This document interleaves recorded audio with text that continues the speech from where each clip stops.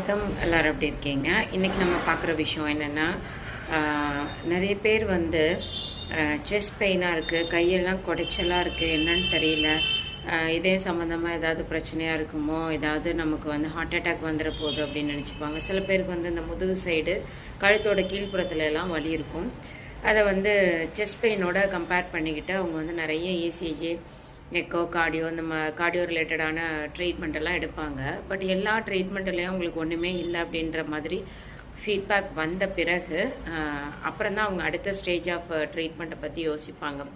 So கை குடைச்சலாக இருக்குது, என்னன்னு தெரியல, நம்ம வந்து ஹார்ட் சம்மந்தமாக எல்லா ட்ரீட்மெண்ட்டும் எடுத்துகிட்டோம், நமக்கு இந்த ரெமடியும் கிடைக்கலையே அப்படின்னு சொல்லிட்டு நம்மளை நோக்கி வரும்போது தான் அவங்களுக்கு எக்ஸாக்டாக என்ன ப்ராப்ளங்கிறத நம்ம ப்ராப்பராக டயக்னோஸ் பண்ணி சொல்லுவோம். என்ன ப்ராப்ளமாக இருக்கும் அப்படின்னு நம்ம சொல்ல போனோம்னா, நெக்கில் வந்து இன்றைய காலகட்டத்தில் நிறைய பேருக்கு வந்து ஏற்படுற பல்ஜிங் கம்ப்ளைண்ட்னால மட்டுமே தான் கைகளுக்கு போகிற நர்வ் ரூட் வந்து அழுத்தம் ஏற்பட்டு அவங்களுக்கு வந்து கை குடைச்சல் ஏற்படும்.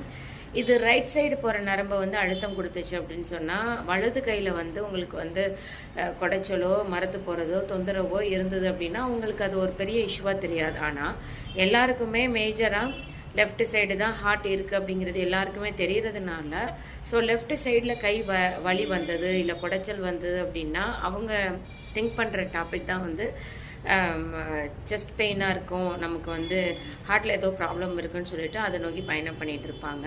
பட் வந்து இந்த டிஸ்பல்ஜிங் கம்ப்ளைண்ட்னால பார்த்தோம் அப்படின்னு சொன்னால், கைகளுக்கு போகிற அந்த வலதுபுற நரம்புகள் தாண்டி இடதுபுற நரம்புகளை வந்து ப்ரெஷர் கொடுக்கும்போது தான் வந்து உங்களுக்கு லெஃப்ட் சைடு கம்ப்ரெஷன் பெயின் வரும், குடைச்சல் வரும், இந்த மாதிரியான தொந்தரவுகள் வர ஆரம்பிக்கும். இதை வந்து ரொம்ப பேஷண்ட்ஸ் வந்து போட்டு குழப்பிக்கலாம் வேண்டாம். சிம்பிளாக சொல்ல போனோம் அப்படின்னு சொன்னால் என்னென்னா, செஸ்ட் பெயின் இருந்தது அப்படின்னு சொன்னால் கை குடைச்சல் இருக்கும், ஓகே, ஃபஸ்ட்டு சிம்டம். ஆனால் பேஷண்ட்டுக்கு வந்து இந்த தாடையெல்லாம் வலிக்கிற மாதிரி இருக்கும், ஓவர் ஸ்வெட்டிங்காக இருக்கும், செஸ்டோட முன்பகுதியிலையும் வலி இருக்கும், செஸ்டோட பின்புறத்தில் சென்டர் பாயிண்டில் ஒரு ஓவல் ஷேப்பில் ஒரு பெயின் இருக்கும் செஸ்ட் பெயின் அப்படின்னா.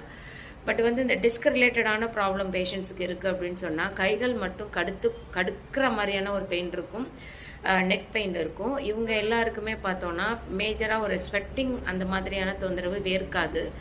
ஸோ அதை வச்சே ஓரளவு நீங்கள் கெஸ் பண்ணிவிட்டு என்ன வைத்திய முறைகள் தேவைங்கிறத கரெக்டாக அந்த ஸ்டேஜ் ஆஃப் ட்ரீட்மெண்ட்டுக்கு வந்துட்டிங்க அப்படின்னு சொன்னால் சீக்கிரமாக ரெமெடி பண்ணிடலாம். இல்லை அப்படின்னா சர்ஜரி லெவல் வரைக்கும் பேஷண்ட்ஸை வந்து அழைச்சிட்டு போகும் இந்த கண்டிஷன். அதனால் கரெக்டாக ஓரளவு ஒவ்வொரு பெயினை பற்றியும் ஓரளவு அவேர்னஸ் கொடுக்கணுங்கிறதுக்காக தான் நம்ம வந்து நிறைய பெயினை பற்றி நம்ம டிஸ்கஸ்